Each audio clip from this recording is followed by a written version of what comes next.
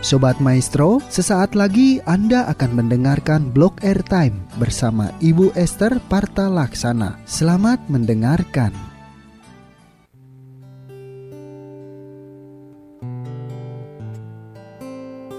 Shalom Sobat Maestro, selamat malam. Sukacita sekali dan saya bersyukur kalau malam hari ini kembali saya Esther bisa melayani melalui 92,5 Maestro FM dalam acara Malam Teduh 15 menit yang membawa perubahan. Nah Sobat Maestro, dimanapun Anda berada, mari saat ini kita mempersiapkan hati kita untuk kita mendengarkan apa yang menjadi kerinduan Tuhan atas setiap kita. Dan kita berharap supaya firman Tuhan yang dibagikan tidak sekedar menjadi pengetahuan, tapi menjadi rema dalam hidup kita. Dan hidup kita adalah hidup yang berbuah, karena kita menjadi orang-orang yang siap untuk melakukan firman Tuhan. Amin. Dan sebelum kita masuk dalam renungan malam, mari saya mengajak Anda semua kita menyatukan hati di dalam doa terlebih dahulu. Mari kita berdoa. Tuhan Yesus yang baik, terima kasih Tuhan karena Engkau sungguh Tuhan yang luar biasa atas hidup kami. Dan malam hari ini Tuhan kami mengucap syukur kalau kami bisa mendengarkan apa yang menjadi pesan-pesan-Mu atas setiap kami. Dan kami mau buka hati kami supaya kami bisa menerima dan juga kami bisa melakukan apa yang menjadi kehendak-Mu. Tuhan jamah dan urapi setiap kami termasuk hamba-Mu yang menyampaikan firman Tuhan. Biar semua ini bisa menjadi berkat bagi kami semua. Sehingga melalui ini semua juga nama Engkau semakin dipermuliakan. Terima kasih Tuhan. Kami siap mendengarkan. Dalam nama Tuhan Yesus kami sudah berdoa dan mengucap syukur. Amin. Sobat Maestro, tema kita malam hari ini adalah air mataku ditampung dalam kirbatnya Tuhan. Nah Sobat Maestro, tidak ada seorang pun yang tidak pernah mengeluarkan air mata selama hidupnya ya. Air mata menjadi bagian dari ungkapan perasaan yang bersentuhan dengan hati, baik ketika kita bahagia, apalagi lagi kita sedih. Baik pria maupun wanita tentunya pernah menangis. Terlebih juga ya wanita ya. Nah Sobat Maestro, apakah menangis itu mengindikasikan kelemahan? Apakah salah kalau kita ini menangis atau mengeluarkan air mata? Nah bukankah Allah menciptakan air mata untuk suatu tujuan? Ternyata Sobat Maestro, menurut penelitian, seseorang yang menangis itu dapat menurunkan level depresi. Karena dengan menangis, mood seseorang itu dapat menjadi tenang kembali. Nah sesudah menangis biasanya seseorang akan merasa lebih baik. Dan peneliti William Frey menemukan bahwa dengan mengeluarkan air mata atau menangis yang keluar karena masalah emosional kita, itu dapat menetralkan senyawa racun yang diproduksi tubuh saat sedang stres, sehingga tingkat stres menjadi berkurang. Air mata yang dihasilkan dari menangis karena emosi ternyata mengandung 24% protein albumin. Dan protein ini berguna dalam meregulasi sistem metabolisme tubuh. Luar biasa bukan Sobat Maestro? Tuhan memang menciptakan air mata dengan sebuah tujuan. Amin. Jadi menangis itu tidak salah Sobat Maestro. Sobat Maestro, mungkin saat ini Anda sedang berduka ya karena masalah atau persoalan yang sedang Anda alami. Entah itu masalah rumah tangga, ekonomi, bisnis, pelayanan, sakit penyakit, dan sebagainya. Anda hari-hari ini sedang banyak mengeluarkan air mata. Tapi tahukah Anda kalau kita punya Tuhan yang mengerti kesedihan kita? Begitu berharganya air mata kita sampai Tuhan tampung di kirbatnya. Kirbat ini artinya kantung yang terbuat dari kulit. Dan Tuhan menampung air mata kita di kantungnya. Di kantungnya Tuhan Sobat Maestro. Ada ayatnya dari kitab Mazmur 56 ayat 9. Anda catat nanti Anda baca. Nah Sobat Maestro, biarkan air mata Anda jatuh. Anda boleh menangis dalam hadiratnya Tuhan. Tuhan akan dengan sabar menampung setiap tetes air mata kita. Dan Dia akan membuat semua menjadi indah pada waktunya. Amin. Sobat Maestro, Tuhan itu sangat tahu ya. Tuhan sangat mengerti bahwa air mata orang benar harus ditampung dan Dia pasti bertindak pada waktunya.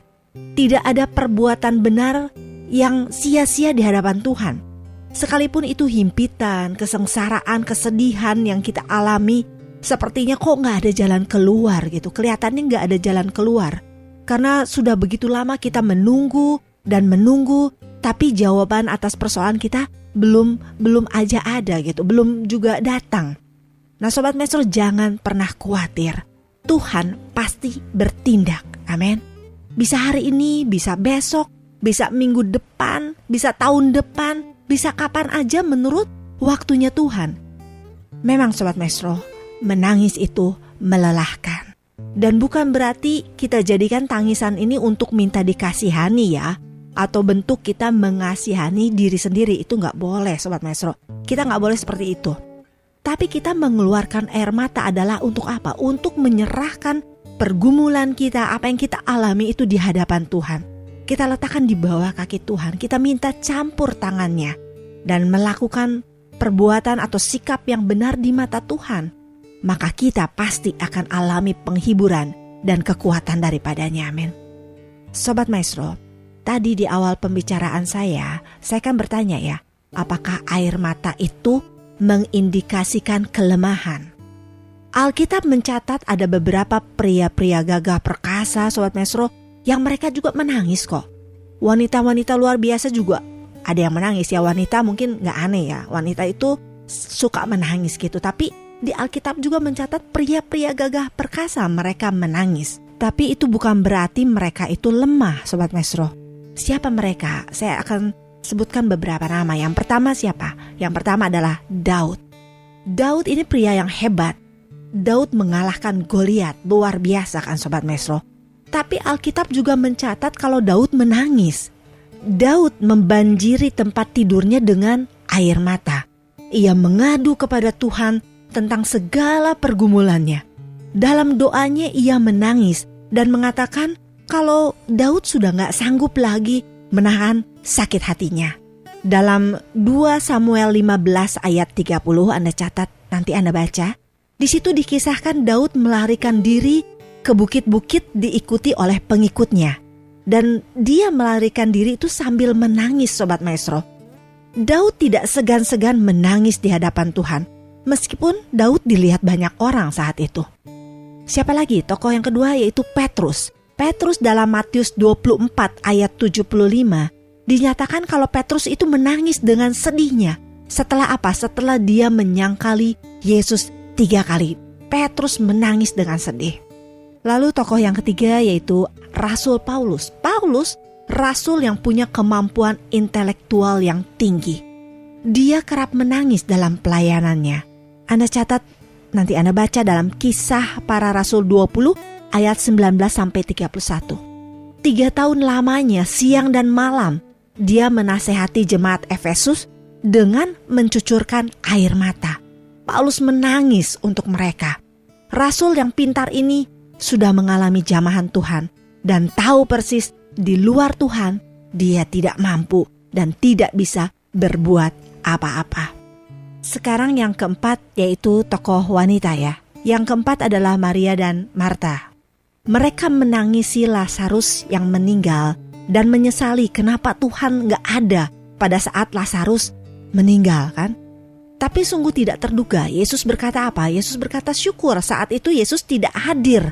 Karena dengan demikian baik bagi Maria dan Marta. Yohanes 11 ayat 15. Baik, mengapa baik? Karena apa? Karena supaya Maria dan Marta dapat belajar percaya.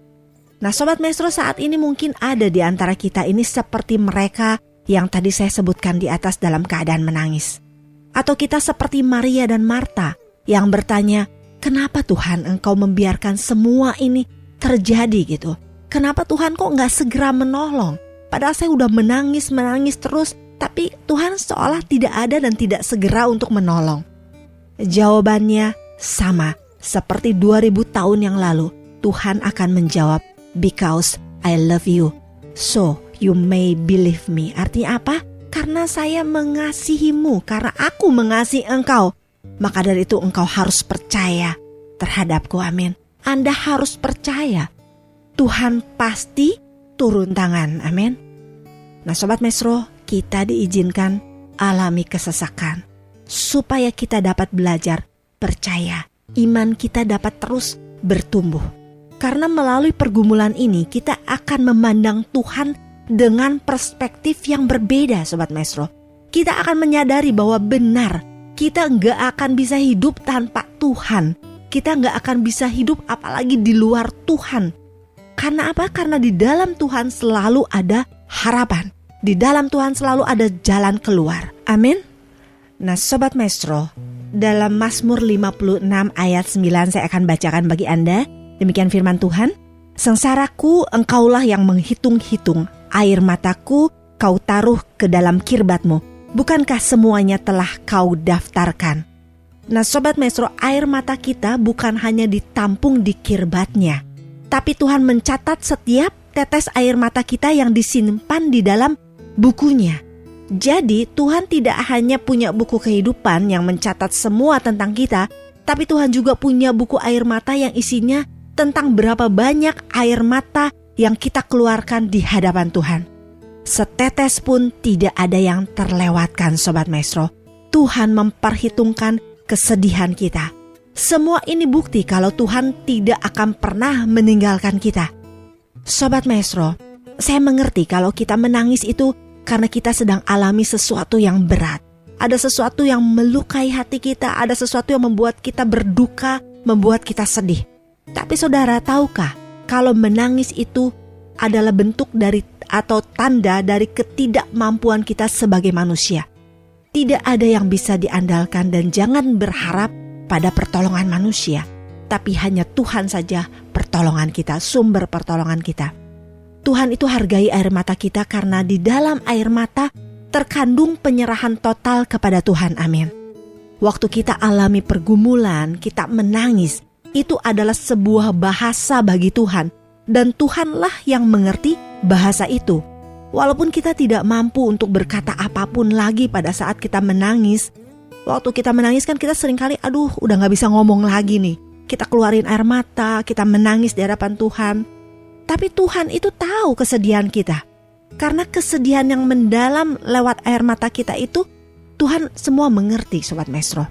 Itu artinya apa? Artinya kita sedang berbicara pada Tuhan lewat air mata kita. Walaupun gak ada bahasa yang keluar dari mulut kita, tapi Tuhan mengerti bahasa tetesan air mata.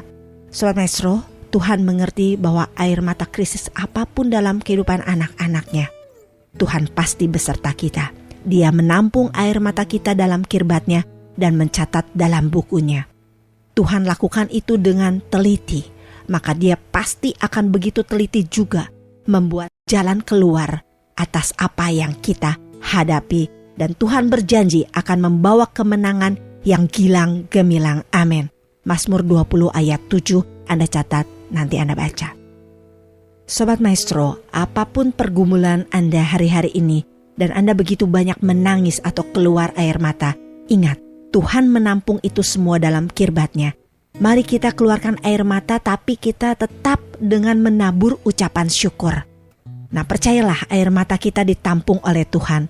Dia hitung kesengsaraan kita dan air mata yang tercurah di hadapannya. Kita pasti akan memperoleh mujizatnya. Air mata karena pergumulan, masalah dan sebagainya, kita bawa dengan ucapan syukur dalam doa. Semua akan diperhitungkan Tuhan. Orang yang menabur dengan mencucurkan air mata pasti pulang dengan bersorak-sorai sambil membawa berkas-berkasnya. Amin.